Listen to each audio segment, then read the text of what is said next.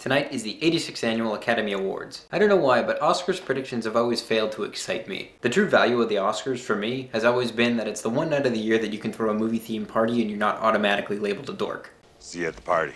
Whatever. Gravity should win.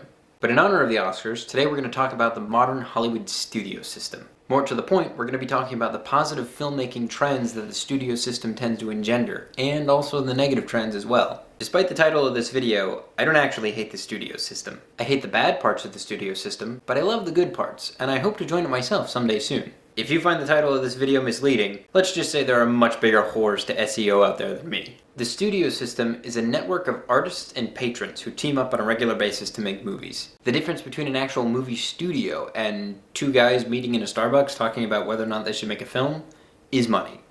And experience. And resources. But also money. And money. Did I mention money? Money is both the root of all joys and all problems associated with modern Hollywood studio filmmaking. Movies cost money. A lot of money. One summer tentpole can cost more than the entire 2012 domestic gross product of Palau. More than the cost of buying one pair of Louboutins for every man, woman, and child living in Baton Rouge. More than 5,500 years of my annual earnings, pre-taxes. When you're dealing with that much money, you need to start thinking of the film itself not just as a work of art, but also as an investment. That only makes sense. If this movie doesn't profit, you're not going to be able to make the next one. And for all the cynicism surrounding modern Hollywood, it really is just a collection of people who like telling stories, and most of them don't ever want to stop. But how do you measure a good investment before it has the chance to pay off? By comparing it to previous investments.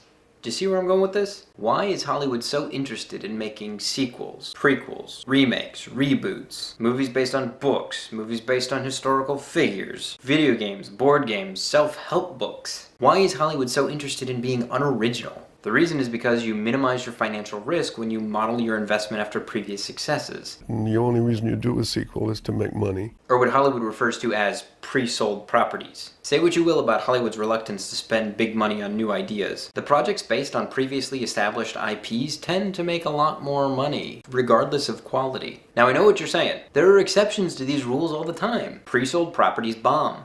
Original specs become hits. And nobody has the least idea, is it going to be a phenomenal success or is it going to tank? Yes, you're right, but there are three things to keep in mind. 1. The success of any tentpole picture has just as much to do with its marketing budget as it does its script. 2.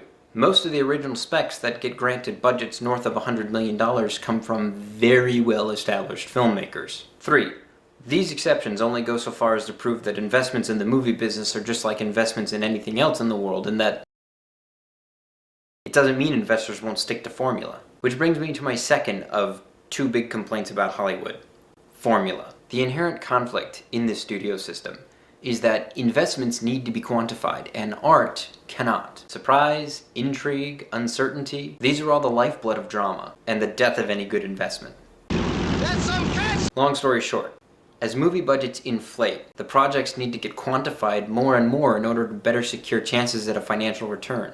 And this tendency to formulate films is what pushes them so quickly into their most generic permutations. What do I mean by most generic permutations? You know what I mean. I'm talking about the sequels that don't include anything that wasn't tried out in the previous installment. The reboots that do absolutely nothing to distinguish themselves from the original franchise except change all the proper names around. The summer tentpoles that rely on the same old bag of tricks and tropes which makes them perfectly watchable but remarkably unremarkable. I'm calling it concept fatigue.